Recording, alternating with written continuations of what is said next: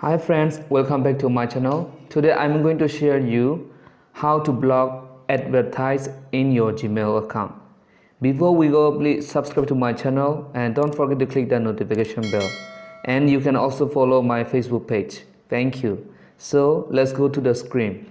Firstly, you need to go to Google. Then click here. You will see here Gmail. Click there. So you need to click here settings, and you will see here see all settings. Click there, and then you will see here like this general settings, and go to inbox the social. So now you just untick, and then after the clicking, you have to save changes. You have to click here. Okay, you won't see the ads, the advertisement. Okay, you can see here. Now you will not see any more promotions and social. Okay, I hope this video is helpful. If you like this video, please don't forget to click like, share and comment. Thank you for watching.